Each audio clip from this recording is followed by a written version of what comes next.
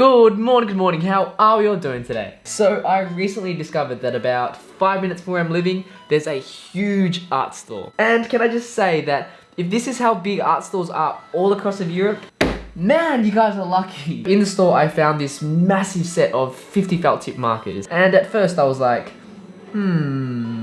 but then I saw the price tag and I was like, hell yeah. I paid 5 big boy bucks for these and I think that's a win. I think the last time I used felt tip markers was in primary school. So to escape the cold, bleak, dark reality of adulthood, I decided to take a trip down to childhood memory lane and make some art with felt tip markers. So let's make some art. Now, to make this a challenge, I decided to make a rule that I had to use every single colour. But if you're familiar with my work, you'll know that the one colour I absolutely hate using is green. And there's like 10 different greens in here. So this was kinda hell for me.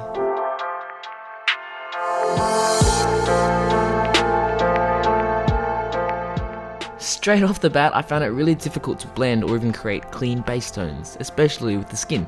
There were only 2 or 3 shades that could have worked for the skin tone base, with 2 of them being more peachier shades. There were barely any skin transition colours to start with, which made it super hard to not make her skin look flat. Honestly, I really only had this one pale olive colour for the base. I figured out pretty quickly that my approach I had to use was to colour with short strokes, kind of impressionist style.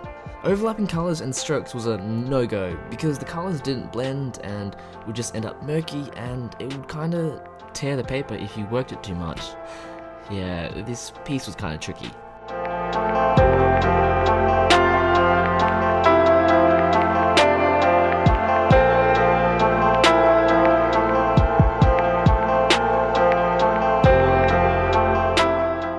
Okay, I admit, I know I said I hated using greens and I found them difficult to work with, but I definitely made it a bit easier for myself and cheated a little bit by including the lotuses and lotus leaves. See, I have no problem incorporating all the other colours, they were way easier to use as you can see.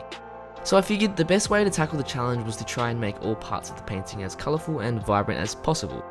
I used different browns and oranges in the hair, while the lotuses used all different shades of pink, grey and purple, and the lotus leaves used all of the different greens. So the hardest part was out of the way. Yeah, cheating I know, but you gotta do what you gotta do.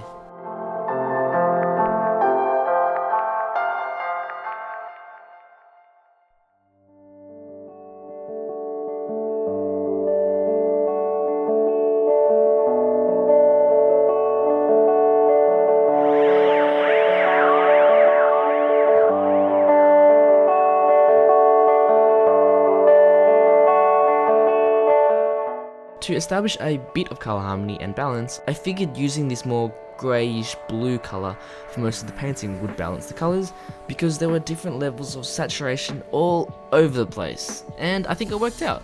I ended up using this greyish blue for the robes and all the fabric, and it cooled down the piece overall and tied it together.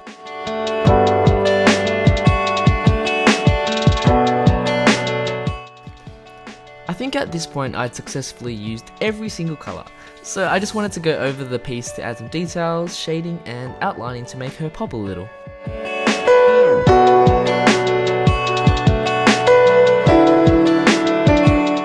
And I think that brings us to the end of today's video.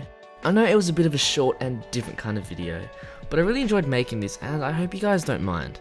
Honestly, it was kind of nice to step away from painting with watercolours, just for a second, and to do something fun and quick like this. It was relaxing and refreshing because I really did feel like a kid again with those felt tip markers in my hand.